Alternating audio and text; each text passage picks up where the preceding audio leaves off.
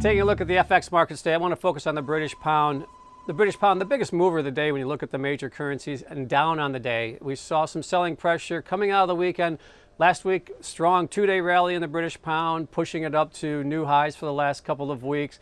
Now some selling pressure to start the week, pushing it back down. And when you look at the British pound, down about 0.75% today, or 80 basis points, right around the 1.259 level. Again, some of the narratives coming out of the week, I think, were part of the factors that pushed the British pound lower today.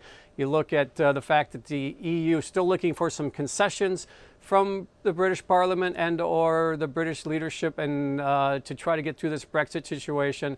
Also, the deal that was hopeful last week that pushed the British pound higher still has to go through Parliament, and there's questions in if it's going to even make it through Parliament, even though it does appear that there was some kind of structured deal potentially between Boris Johnson and the EU and Ireland.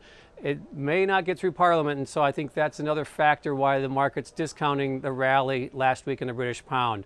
Looking at it from a technical standpoint, I want to point out that we did see the British pound push up to that 200-day moving average, and that's where it ran into resistance last week, right around the 1.2714 level. So the selling pressure coming off of that, I think some of that pushing the British pound lower. Also, the fact that the fundamentals within the market are still probably not enough at this point to support a push through that 200-day moving average unless we see a real dynamic shift relative to the Brexit situation. And that may come later this week when we get to the threshold where the Parliament has to make a decision on if they're going to agree on anything or they're just going to nix the current deal. And that happens on the 17th and 18th, so later this week.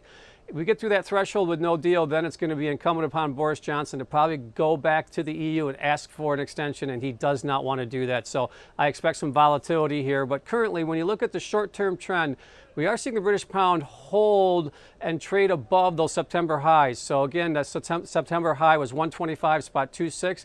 And as long as we can kind of hold above there, I think that maybe we can gather itself here and we might be able to see a push to that 200-day moving average or above if the tone shifts back towards a more positive tone when you talk about the Brexit situation later this week.